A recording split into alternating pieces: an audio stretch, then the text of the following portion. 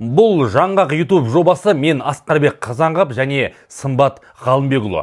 Кезекті шығарылымды Келес ауданында болған адам шошырлық азғындық жайында айтпақпыз. Түркістан облысында оқушы қызды зорлаған 71 жастағы зейнеткерге сот үкімі шықты. Ақсақал ақыл айтып бата беретін шағында немересімен жасты жеткіншекті күштеп жыныстық қатынасқа тартқан. 16 жастағы қыз бен сотталушының аталары ағайынды әрі көрші тұрған екен. Ең сорақысы жасөспірім туыс атасынан аяғы ауыр болып босанған. Күйзеліске түскен қыз жүктілігінің 7 айлығында өз-өзіне қол салмақ болған екен. Абырой болғанда ата-анасының арқасында аман қалды. Сараптама нәтижесі бойынша бәрін дәлелдеді. Сәбидің әкесі сотталған қария.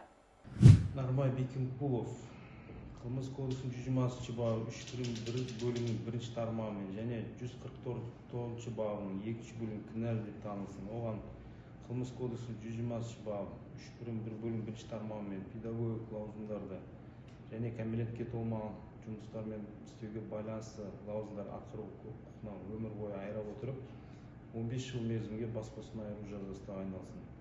Қылмыс кодексінің 144 бабы 2 бөлімі 1 жыл мерзімге бас бостандығынан айыру жазасы тағайындалсын. Қылмыс кодексінің 58 бабының 3 және 5 бөліктеріне сай тағайындалған жазаларды ішінара қосу арқылы Нарбай Бекенқұлов түпкілікті педагогикалық лауазымдарды және кәмелетке толмағандар жұмыс істеуге байланысты лауазымдарды атқару құқығынан өмір бойы айыра отырып 15 жыл 6 ай мерзімге бас бостандығынан айыру жазасы тағайындалсын. Бұл жай ғана қылмыс емес. Бұл адамдық шекарасының туыстық ұғымның ар-ұяттың толық күйреуі. Судья 71 жастағы қарияны 2 бап бойынша кінәлі деп танып 15 жыл 6 айға бас бостандығынан айырды. Бірақ бұл кәмелет жасына толмаған қызды қорлап арын таптаған адам үшін жеңіл жаза. Өкінішке қарай елімізде кішкентай қыздарды зорлау деректері азаймай тұр. Көп жағдайда жау алыстан келмейді. Атпалдай азаматтардың туыс қарындастарына арам пиғылын іске асырып жатады. Бұл қылмыс жәбірленуші қыздың психологиясына ауыр соққы. Оның өмірі мен болашағы да күл талқан болады. Қазақстанда өлім жазасына 2003 жылдан бері мораторий бар. Ал 2022 жылы ату жазасы заң жүзінде толық жойылды. Бірақ содан бері азғындар азайды ма? Жоқ. Демек, жазаның жұмсақтығы кейбір қылмыскерлер үшін тежеу емес. Қылмысы анық дәлелденген, бірнеше адамды өлтірген, педофилиямен айналысқан, қатыгездігімен ерекшеленген қаншерлерді біз өмір бойы түрмеде не үшін асырауымыз керек? Қарапайым есеп, бір тұтқынды күніне 3 мезгіл тамақтандыру шамамен 3000 теңге, айына 90 000 теңге, жылына 1 миллион теңгеден асады. Бұл сіз бен біз төлейтін салық. Не үшін ол арам тамақтар, қаншерлерді асырауымыз керек?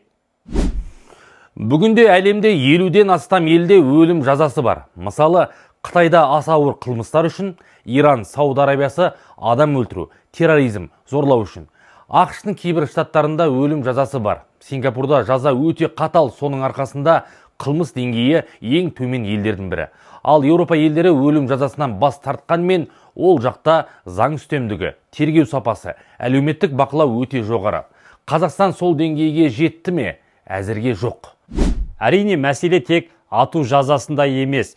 Бұл тәрбиенің, қоғамның, бақылаудың дағдарысы. Бірақ қатыгездік шектен асқанда қоғамда өзін қорғауға құқылы. Адам өлтіру қателік емес. Бұл таңдау. Бір нәрсе анық, қаншерді аяған қоғам ертең құрбанды қорғай алмай қалады.